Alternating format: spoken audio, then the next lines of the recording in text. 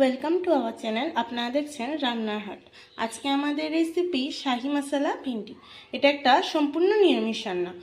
এমন ধরনের শাহি মশলা ভিন্ডি বানানো যতটা সহজ ততটাই মুখরোচক।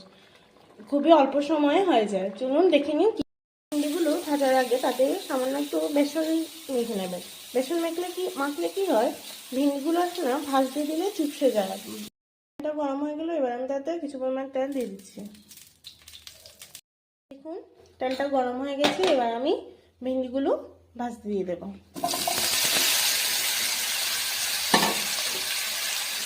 ভিন্ডিগুলো মিডিয়াম আছে কিছুক্ষণ ভালোভাবে ভেজে নেব। দেখুন আমাদের ভিন্ডিগুলো ভালোভাবে ভাজা হয়ে গেছে। দেখুন একটা কিন্তু চুপসে যায়নি। এবার এগুলো আমি একটা পাত্রে উঠিয়ে নেব। এটা গরম হয়ে গেল, এবার আমি তাতে সামান্য পরিমাণ তেল দিচ্ছি। গরম হয়ে গেছে, এবার আমি দিয়ে দিচ্ছি একটা শুকনো লঙ্কা, কয়েকটা এলাচ, লবঙ্গ আর দারচিনি। এগুলো একটু ভালোভাবে ভেজে নিতে হবে। যত নিরামিষ তাই আমি দিয়ে দেবো কিছু চিকন জিরে। পুরনো সুগন্ধটা কিন্তু বের হয়ে গেছে।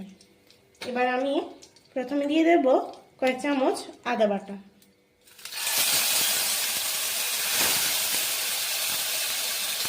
এবার আমি আদাটা যখন ভালোভাবে একটু কষিয়ে নেব। জলে গুলে রাখা মশলাটাতে দিয়ে দিচ্ছি। মশলাটা ভালোভাবে কষিয়ে নেব। তার মধ্যে দিয়ে দিচ্ছি চপ করে কেটে রাখা টমেটো কুচি। এখানে আমি দিয়ে দিচ্ছি পরিমাণ মতো নুন। মশলাটা প্রায় কষানো হয়ে গেছে, এবার আমি পোস্ত আর কাঁচা লঙ্কা পেস্টটা তাতে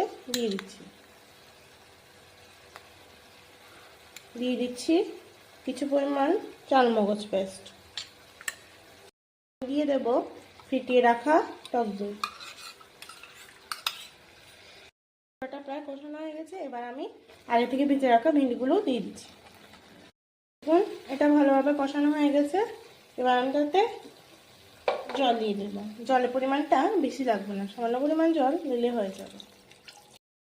এবার আমি ঢাকাটা উঠিয়ে নিচ্ছি। দেখুন কি সুন্দর ফুটে এসে গেছে। দেখুন আমাদের শাহি মশলা ভিন্ডি প্রায় তৈরি হয়ে গেছে। এবার আমি তাতে কিছু পরিমাণ বাটার দিয়ে দেব। নিরামিষ দিলে এইভাবে একবার শাহি মশলা ভিন্ডি তৈরি করে খেয়ে দেখবেন। এটা গরম গরম ভাত বা রুটি পরোটা যে কোনোটার সাথেই খুবই ভালো লাগবে। ছোট বাচ্চাদের আর বায়না থাকবে না। নিরামিষ দিনে তো ছোট বাচ্চারা সবসময় বায়না করে যে না এটা খাবো না ওটা খাবো না, তাহলে এটা একটা সম্পূর্ণ নতুন রেসিপি তাদের জন্য। তাদেরও খুব ভালো লাগবে এবং ছোট থেকে বড় সকলেরই এটা খুবই ভালো লাগবে। একবার এইভাবে ট্রাই করে দেখবেন এবং কেমন হয়েছে আমাকে কমেন্টে জানাবেন।